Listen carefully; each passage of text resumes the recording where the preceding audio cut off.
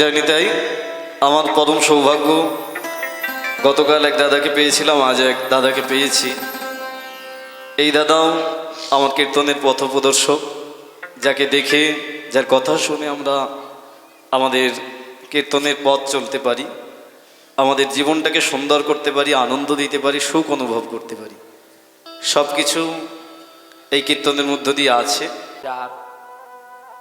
ডাকে আমাকে আসতে হলো আপনাদের চরণ কমলে। কীর্তন করেন, কিন্তু কীর্তনের অর্থকে যে পারমার্থিক জগতে লাগাতে হয়। একদিন ওরও কষ্ট খুব গেছে, আমি শুনেছি ওর জীবন কাহিনী। বাবা হারিয়ে গেল, অনেক কষ্টে বড় হয়েছে। যাক, সেই কষ্ট তো গোবিন্দ নয়ন খুলে দেখেছে তোমার,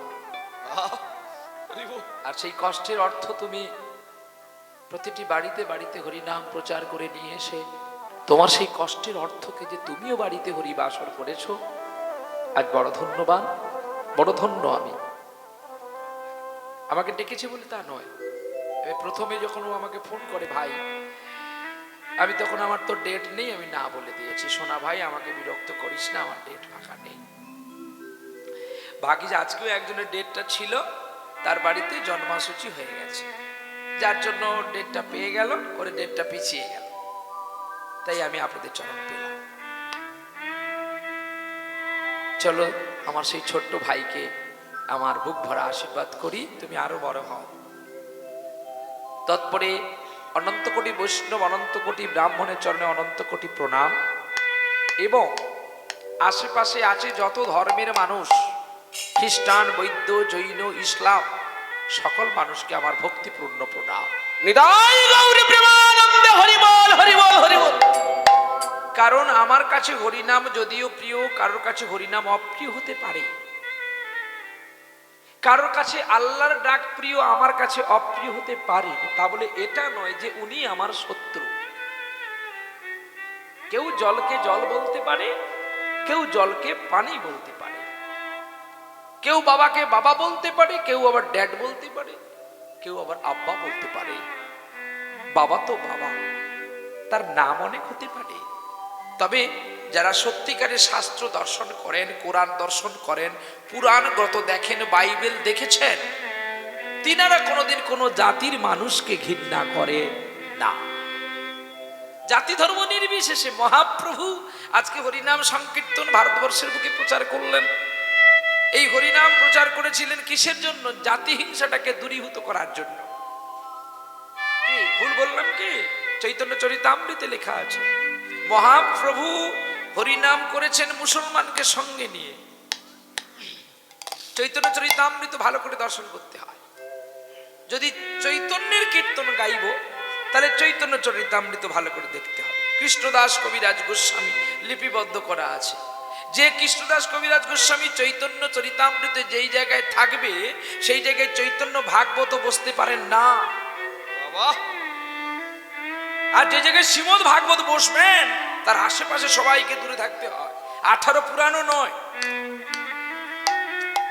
তাহলে শ্রীমদ ভাগবত কত গুণে গুণিত, যাকে মহাপুরাণ বলা হয়েছে। কেন না? 18 পুরাণ জানো তো তোমরা? 18 পুরাণ জানা আছে তো? কীর্তন করো বোধ হয়, হ্যাঁ? কি গো মা, কীর্তন করো তো মা?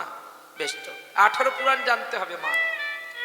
18 পুরাণকে হামাদিস্তায় ভালো করে ছেঁচে ফেলবি। 18 পুরাণকে নিয়ে এসে বড় একটা হামাদিস্তায় করে রেখে ছেঁচাইবি। ছেঁচে ওর যে রসটা বের হবে, সেই রসটার নাম হবে মহাপুরাণ। রাধে রাধে। বলে মহাপুরাণ আমরা ছেঁচবো গিয়ে, পুরাণকে আবার ছেঁচা যায় নাকি? কেন যায় না?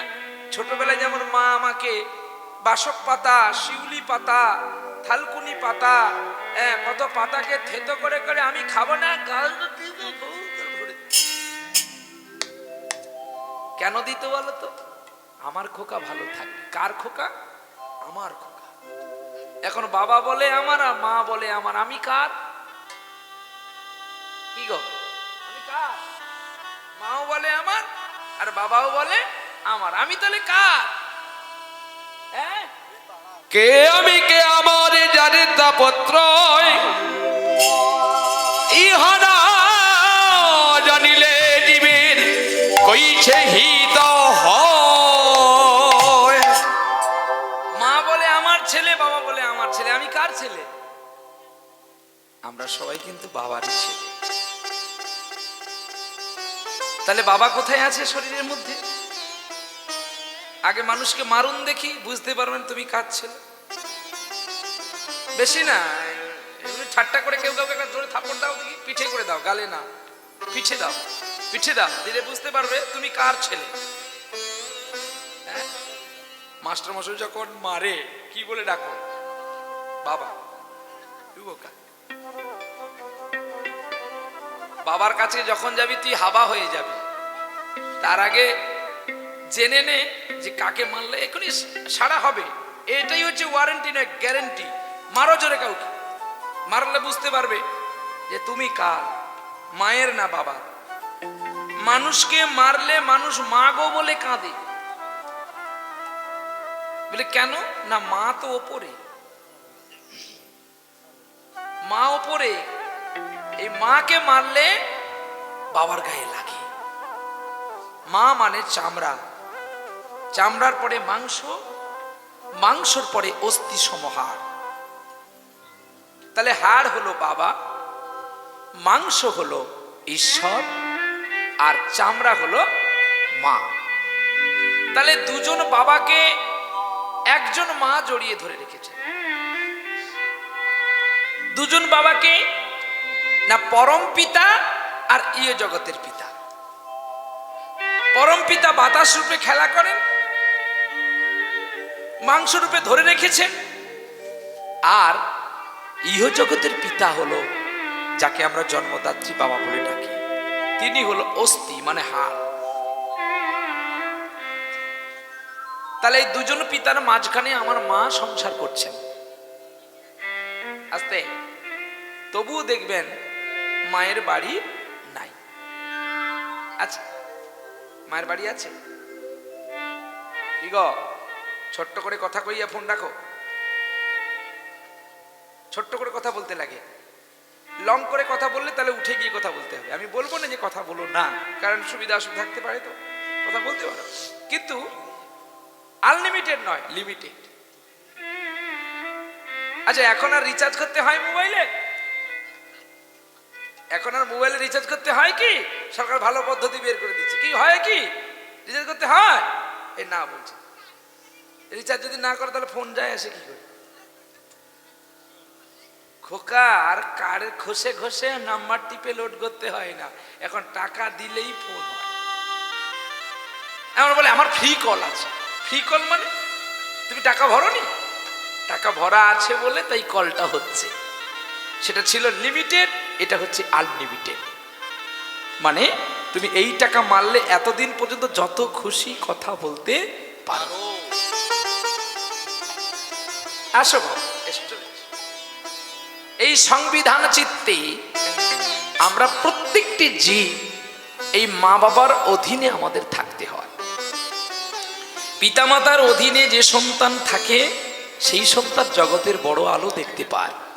তার কারণ হচ্ছে মা বাবা যে কি গুণ আর তৃতীয় অধিকারী। আজকে লীলাতে আপনারা বুঝতে পারবেন। আজকের যে লীলা হবে আপনাদের শান্তিক্ষণে, তো আমি জানি না আমার গৌর গোবিন্দ কেমন করে পরিবেশন করবেন বা আমার গুরুদেব কেমন করবেন। আমার সোনের ভাই খুব ভালো গান করে। এক জায়গায় দুই ভাই গান করতে গেছিলাম, সেই নদী পারাপারের সময় ওর যে কান্না, ও বাবা রে, আমি দেখেছি। ও তো নদীকে খুব ভয় পায়, বলে দাদা আর আমি বাড়ি যাব। আমি ওকে জড়িয়ে ধরে বসে আছি, আবার গান শেষ করে দুই ভাই একসঙ্গে, আমার পরে ও গাইলো, ও গাওয়ার পরে আমি আবার একসঙ্গে দুই ভাই মিলে আবার নদী পাড়িয়ে আসলাম।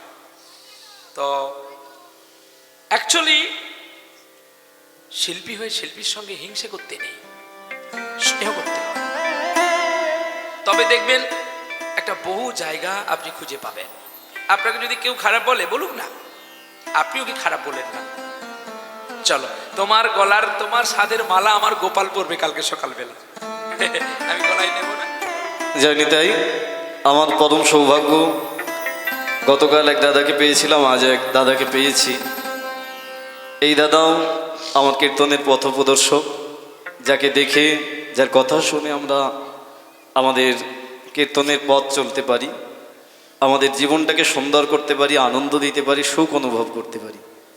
সব কিছু এই কীর্তনের মধ্য দিয়ে আছে। সব থেকে বড় কথা, আমি মালা চন্দন দিয়ে বরণ করার মতো যোগ্যতা নই। দাদার প্রতি ভাইয়ের যে ভালোবাসা, অকৃপণ শ্রদ্ধা, এবং তার সঙ্গে আমরা যে শিখতে পারছি, এটাই সব থেকে বড় কথা। এই সময় সকলে একটু উলুধ্বনি করবেন। আর সব থেকে বড় একটা পাওয়া, ওই যে নদীর কথা বললো না, আমার বাবাও নদী পারাপারে ভয় পেত, সেটা আমার বাড়ির লোক জানে, আর আমিও প্রচণ্ড ভয় পাই। তবে এই দাদার জন্যই ওই নদী পারাপারে যাওয়া, আসরে গিয়ে যাতে দাদা না পালিয়ে আসে একা। রাত্রিবেলা 2টোর সময় দাদা যখন গান করছে, সেই গানটা গিয়ে আমি চুপচাপ বসে শুনছি মন দিয়ে। আর এত অপূর্ব কীর্তন, আমি উদ্দেশ্য নিয়ে গেছিলাম দাদা গান করে যদি পালিয়ে যায় আমাকে না নিয়ে, কিন্তু এমন কীর্তন পরিবেশন করছে যে নদীর কথা ভুলে গিয়ে আর একটা নদী এই নয়ন দিয়ে প্রবাহিত হচ্ছে। হরি বল, হরি বল, নিতাই গৌর প্রেমানন্দে হরি বল। শুধু আমার নয়, আমার সামনে যত ভক্ত ছিল প্রত্যেকের 2 নয়নে নদী ছিল। আমি তখন দেখলাম যে গোবিন্দকে মানে অনুভব করলাম, গোবিন্দকে পেতে গেলে তো নদীরই দরকার। গোবিন্দকে পেতে গেলে নদীর দরকার, কারণ তিনি পারাপারের আমাদের কর্তা। তবে হ্যাঁ, নদীর জলটা তো বিভিন্ন ধরনের হয়, আর সেই জলে অনেক ধরনের মাছ থাকে। কোনো জলে শঙ্খ থাকে, আবার কোনো জলে হাঙর থাকে। তবে এই জলটা শঙ্খের জল, যে শঙ্খ গোবিন্দ সেবায় হয়। আর সেই প্রেমবর্ষণ আজকে এখানে প্রত্যেকের হবে, আমি এটুকু আপনাদের বলতে পারি। আমার দাদা সেই ধরনের কীর্তন পরিবেশন করে।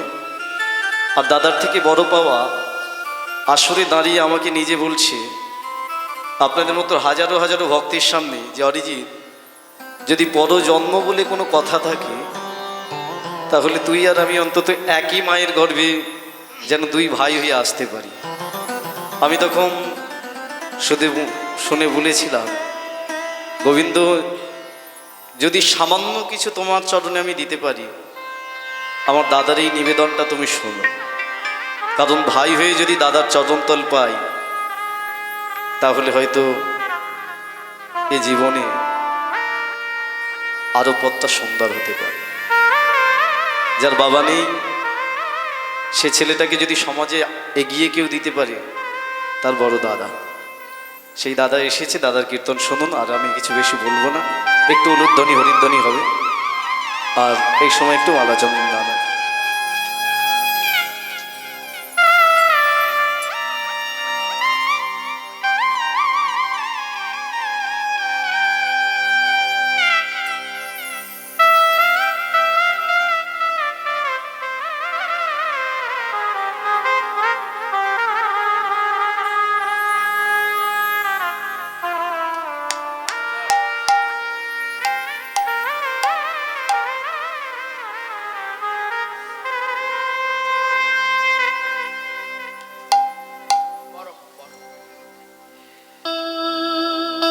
আর জীবনে আমার ভরত ছিল, হারিয়ে গেছে একটু দূরে, আবার সামনের জন্মে পেয়ে যাব, এর জন্য কোনো চিন্তা নেই।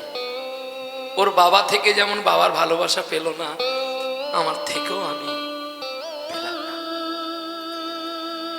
যাক, একটু প্রাকৃতিক দুর্যোগ তো, সুদামা বিপ্র এমন হয়েছিল, আমরা 2টি ভাই এমন হয়েছি। চলো, আমি পড়বো না, গোপালের জন্য নিয়ে যাবো।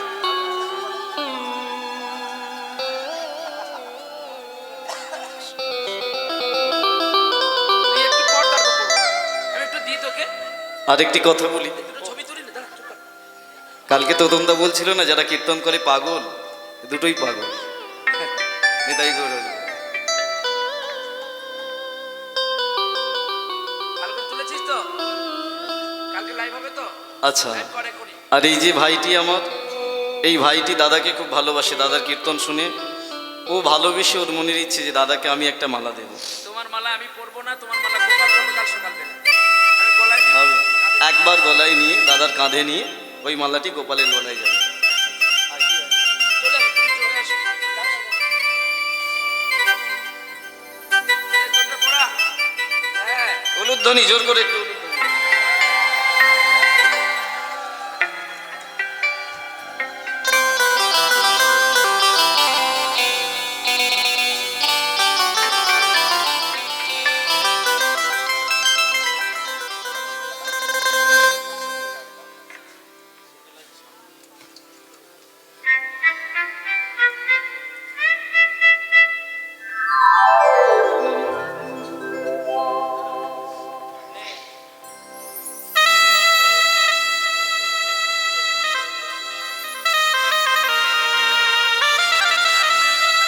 নিতাই গৌর। আরো কিছু আছে নাকি?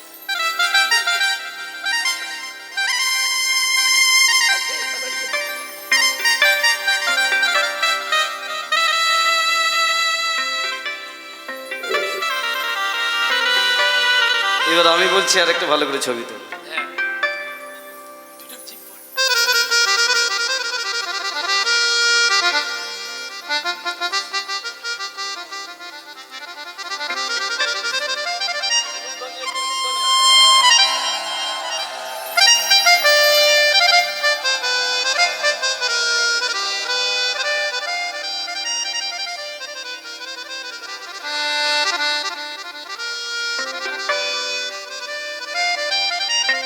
একটু আর নেবো রে সোনা। বলো। বাসুদেব, বাসুদেব। ও আরো বড় করো ওকে, সবাই আশীর্বাদ করো। ও আরো বড় হোক গো। ও যে 14 বছর ত্যাগ করেছে, শুধু 14টা বছর ত্যাগ করেছে। মন্দাকিনী নদীর কাছে চিত্রকূট পর্বতে আমাকে ফিরিয়ে আনার জন্য গিয়েছিল, কিন্তু আমি ফিরে আসেনি বলে ও অনশন করেছিল। এই তো সেই ভরত, আমার হারিয়ে যাওয়া ভরত। আমি বহুদিন আগে ওকে খুঁজেছিলাম ওর ক্যাসেটে গান শোনার পরে, কিন্তু কেউ আমাকে ওর ঠিকানাটা দেয়নি। আমিও সেদিন থেকে মনে মনে করেছিলাম আমি যদি ঠিক অন্তরে ভালোবাসি, ওর ঠিকানা আমি একদিন পৌঁছে যাব। ঠিক পৌঁছে গেলাম। আমি শুধু এই আসরে নয়, অন্তরস্থল থেকে আমি ওকে খুব ভালোবাসি। আর আমি ওর কীর্তনগুলো বেশি দেখি। ও তো পড়াশোনা, ভাই ছোট ভাই হলে কি হবে, ও বেশি তো পড়াশোনা করেছে না। আমি তো রাখাল বাগাল মানুষ। হ্যাঁ, বেশি ফলো করি ওর ভাষাগুলোকে। নিতাই গৌর, চলো আমরা আসরে যাই। এবারে আসন লীলার মধ্যে আমরা দর্শন করলে আমরা শুনতে পাবো গোবিন্দের চিত্ত আদর্শ কথা। চলো এসো প্রাণ গৌরচন্দ্র, বা এসো চাঁদ নিতাই চাঁদ গৌরচন্দ্রের সঙ্গে করি। এই তো প্রথম গাইলাম। আজ আনন্দে তোমার সনে সংকীর্তনের নৃত্য করি। কি নৃত্য? না যে নৃত্যে তোমার মাথা নড়বে না, চূড়া নড়বে না, মালা দুলবে না, সেই নৃত্য করবে বংশীধারী। যেই নৃত্য করেছিলে রাসকুঞ্জের সভা করে সকল গোপীগণের মাঝখানে, আপ্লুত অভিভূত চিত্তে দর্শন করেছিলাম সেই লীলা। আজকে নদিয়ার মাঝে দেখব গৌরচাঁদ, যেন তোমার সেই লীলা আমরা আস্বাদন করতে পারি। নিতাই চাঁদ আর গৌর সুন্দর দুটি ভাই এই নদিয়ার বুকে অবতীর্ণ করেছিলেন। বড় ভাইয়ের আবির্ভূত লাভ হয়েছিল বীরভূম জেলায় একচক্র গ্রাম। হারাই পণ্ডিত পিতা মাতা পদ্মাবতীর পবিত্র গর্ভে আপ্লুত আবির্ভূত হয়েছিলেন তিনি। আর একজনকে না ছোট ভাই জন্ম নিল নদিয়াতে শচীমায়ের কোলে জগন্নাথ মিশ্রের পুত্র রূপে, নিমাই চাঁদ কিংবা গৌর বা বিশ্বম্বর রূপে। তাহলে দুটি চাঁদের মিলন হলো কোথায়? না নন্দন আচার্যের ঘরে। চৈতন্য উপনিষদ, এই চৈতন্য উপনিষদে পাওয়া গেছে নিতাই আর গৌরের মিলন হয়েছিল নন্দন আচার্যের ঘরে। এগুলো মনে রাখতে হবে, টাক টাক করে পড়ে নিতে হয়। আর যখন পড়বে ঠিক রাত 12টার পরে, তাহলে তখন কি হবে, রাত 12টার পরে সবাই নিচু হয়ে যায়, আর সেই পড়াটা ভোর পর্যন্ত কেউ পড়ে রাখতে পারলে সেটা তার একদম মৃত্যুকাল পর্যন্ত লড়তে হবে। আর যদি তুমি দুপুরবেলা পড়ো, তাহলে দেখো এই যে তোমার কাজ হয় না, তুমি বই পড়তে বসে গেছো, তাহলে কিন্তু আর তোমার মনে থাকবে না। কাজে নীরব, এই জন্য বলছে ঈশ্বরকে পেতে হয় নির্জন, আর শাস্ত্রকে পেতে হয় নীরব। নির্জন আর নীরব দুটো তফাৎ আছে। নীরব মানে সবাই আছে কিন্তু কেউ নাই, আর নির্জন মানে সবাই আছে শুধু বাক্য নাই। কে তফাৎটা কি? নির্জন, নির্জন মানে তো আমরা জানি যে কেউ থাকে না। তাহলে যে ধ্রুব মহারাজ বনে যে ভগবানকে ডেকেছিল সেখানে কেউ ছিল না, গাছ ছিল না, পাখি ছিল না, পশু ছিল না, সিংহ ছিল না, সবাই ছিল কিন্তু নির্জন। সবাই থেকেও নির্জন পালন করেছিল, নীরবতা পালন করেছিল। আজকে এখানেও সবাই আছে কিন্তু সবাই নির্জন। কি এই নির্জনেই তো হরি বিরাজ করে। নিরজনে প্রভু নিরজনে খেলিছ।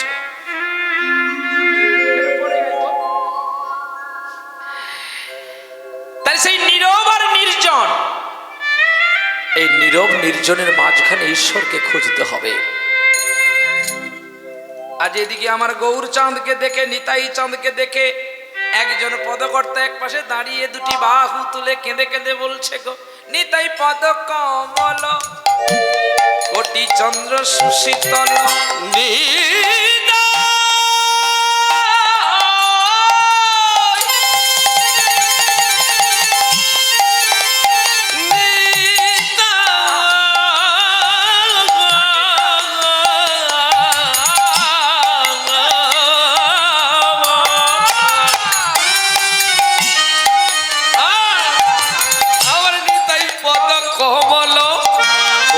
চন্দ্র সুশীতল যে ছায়ায়, যে ছায়ায় জগৎ জুড়ায় রে, যে ছায়ায় জগৎ জুড়ায়, যে ছায়ায় জগৎ জুড়ায়, গেল না রে, গেল না রে, গেল না রে, আমার জ্বালা গেল না রে, আমার জ্বালা গেল না রে, জগতের জ্বালা গেল দূরে, আমার জ্বালা গেল, আরে জগতের জ্বালা জুড়াই, আমার জ্বালা গেল না রে। বলে আমার জ্বালা কেন গেল না? এখন আমি সংসার মাঝে ডুবে আছি, তাই সংসার মাঝে ডুবে আছি বলে আমার জ্বালা যায় না। তাই সংসার যদি দূরে না করতে পারি, আচ্ছা আপনাদের দেশে সে মাছ দেখা যায় কি যে মাছটা মাটির তলে থাকে? মানে দেখাচ্ছি না না না, এই কি মাছ রে শোনা? কি মাছ? পাকাল মাছ। কোথায় থাকে? মাটির উপরে, ভেতরে। হ্যাঁ, আচ্ছা ওর গায়ে কাদা কেন লাগে না?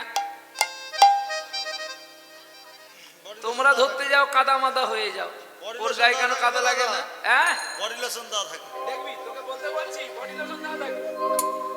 দুষ্ট পাকাল মাছ যেমন পাঁকের মধ্যে থাকে, কাদা তার গায়ে লাগে না, সংসার থাকবে, সংসারে আবর্জনা যেন আমার গায়ে না লাগে, তবেই হবে সাধনা। সংসার আছে, আছে নাই, আছে নাই, টাকা দেওয়ার কথা দিয়ে দাও, কে আছে তো দেখার দরকার নেই, তোমার আছে যদি তো একজনই আছে, সে হলো ভগবান। এই বিশ্বাস রাখো। জানেন আমাদের এই বাঁকুড়া জেলাতে একটা ছেলের দুটো ছেলে এক রাত্রে মারা গিয়েছিল। এক রাত্রে দুটো ছেলে মারা গিয়েছিল। সকালবেলায় পাড়া প্রতিবেশী তার দুটো ছেলেকে নিয়ে যাচ্ছে শ্মশানে, আর তার নিয়ে যেতে যেতে তার নিজের স্ত্রীও মারা গেল। তথাপিও সে শালগ্রামে পুজো করে যাচ্ছে। গ্রামের মানুষ বলছে তোর শরীরটা পাথর দিয়ে গড়া না মাংস দিয়ে গড়া রে? বলে কেন, কি হয়েছে? বলে তোর দুটো ছেলে মারা গেল, স্ত্রী মারা গেল, তবু তুই কাঁদছিস না, ঠাকুরের পুজো করছিস? বলছে ওগুলো তো আমার নয়, ওগুলো যার তার চলে গেছে, আমি কার জানো? আমি তো যাকে পুজো করছি আমি তার, আর ও আমার। তখন যারা শ্মশান যাত্রী ছিল তাদেরকে ওই ছেলেটা বলছে, রামায়ণে শুনেছ যখন বিভীষণের পুত্র তরণী সেন মারা গিয়েছিল, বিভীষণ কেঁদেছিল? কাঁদেনি। রামচন্দ্র পুরুষোত্তম ভগবান জিজ্ঞাসাবাদ করলো, ওরে ওরে বিভীষণ, তোর পুত্র মারা গেছে তবু তোর চোখে জল নেই কেন? তখন বিভীষণ বলল, আমার পুত্র যদি হও তুমি, আর তোমার পুত্র যদি হই, তাহলে আমার তো পুত্র মরেনি, আমার পুত্র তো দাঁড়িয়ে আছে, আমি কেন কাঁদব?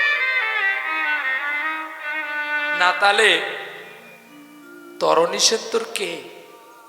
না, এই জগতের একটা পুত্ররূপী আবর্জনা। এরা আসে, এদের জন্যই আমাদের গায়ে ময়লা মাখতে হয়, আর এই ময়লা মাখতে মাখতে এমন পর্দা পড়ে যায় আর গোবিন্দকে দেখা যায় না।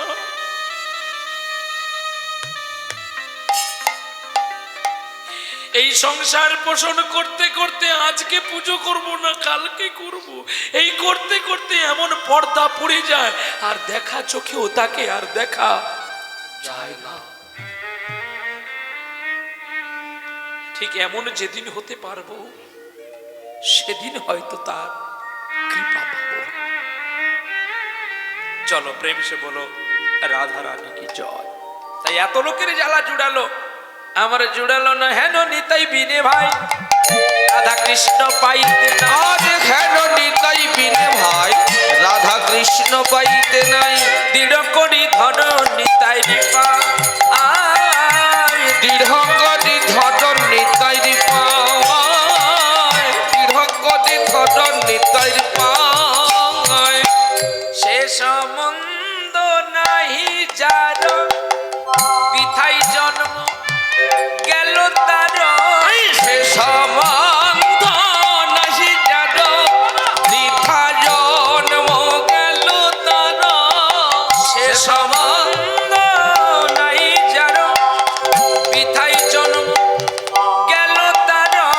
সে সম্বন্ধ নাহি যার, বৃথা জন্ম গেল তার। সেই পশু বড়ই দূরে যায়, আর রে সেই পশু বড়ই দূরে যায়। আরে সেই পশু বড় দুনা তাহার, সেই পশু বড় দুরাচা। ওরে সেই পশু বড়ই দূরে যায়, সেই পশু বড় দূরে যায়। সেই গেল দূরে, সেই স্বভাব গেল দূরে, স্বভাব স্বভাবে গেল দূরে। সেই স্বভাব গেল চলে, মায়ার সাগরে রইল পড়ে, সেই স্বভাব যাই দূরে। জয় রাধে শ্রী রাধে বলে, সেই স্বভাব যাই দূরে, জয় রাধে শ্রী রাধে বলে। সেই স্বভাব যাই দূরে, সেই স্বভাব যাই দূরে, সেই স্বভাব যাই দূরে। নিতাই বিনে ভাই, রাধা কৃষ্ণ পাইতে নাই। এইবার দৃঢ় করি ধর নিতাইয়ের পায়। ওরে নরতম বড় দুঃখী, নিতাই মোরে করো সুখী। রাখো রাঙা চরণের পায়ে, রাখো রাঙা চরণের পায়ে নিতাই, রাখো রাঙা চরণের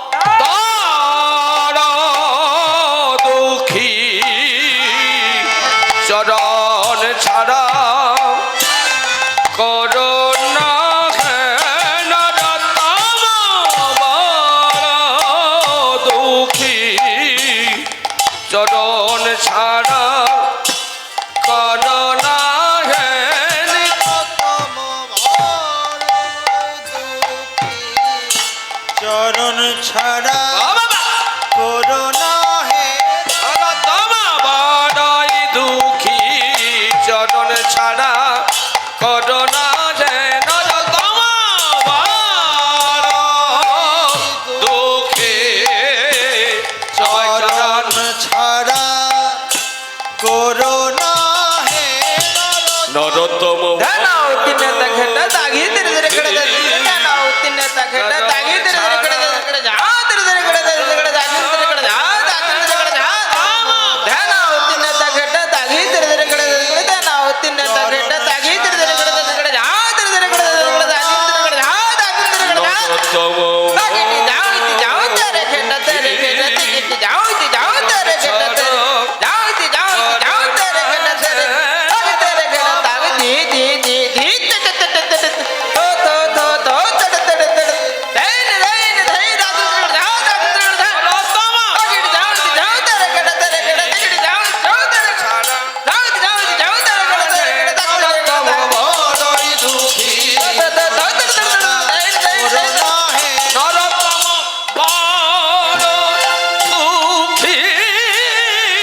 চরণ ছাড়া করোনা যে নরকম দুঃখী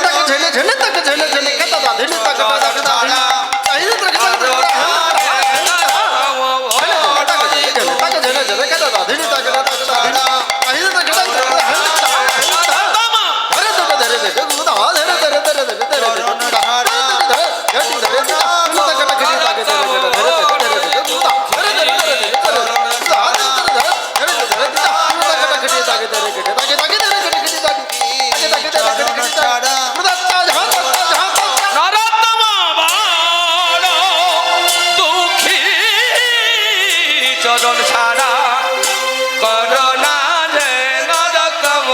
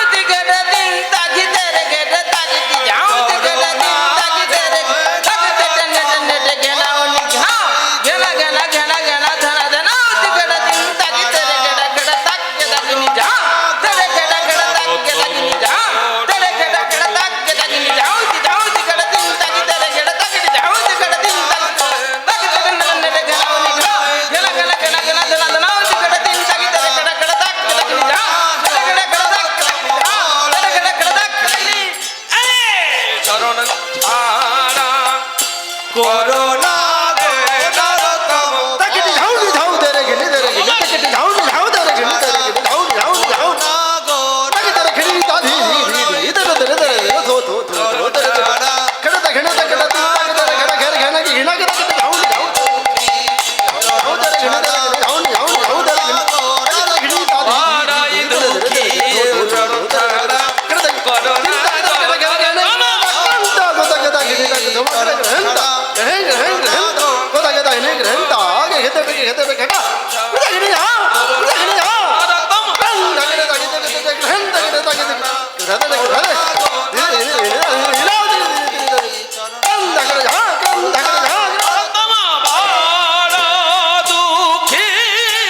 চরণ ছাড়া করোনা করোনা গো নরতম বড়ই দুঃখী চরণ ছাড়া করোনা গো নরতম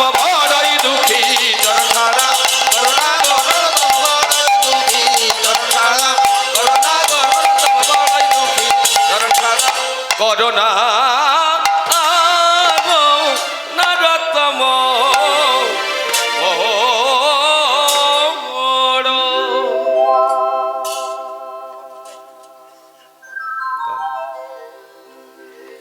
আজকে আমরা মহাভারত থেকে পাওয়া একটি জানা বিষয় আপনাদের কাছে সেই লীলা গাইব, যে লীলা আপনারা বহুবার শুনেছেন, আরো আজকে একবার শুনবেন। দানবীর দাতা কর্ণের কথা আজকে আস্বাদন করব, করে আপনাদের চরণ থেকে বিদায় নেব। আবার আগামীকাল সকালবেলায় পিংলা পূর্ব মেদিনীপুর, পূর্ব মেদিনীপুর নাকি না পশ্চিম পশ্চিম মেদিনীপুরে সন্ধ্যায় গান ছেড়ে ওখানে সকালে গান শেষ করে আমরা যাব উত্তর 24 পরগনা।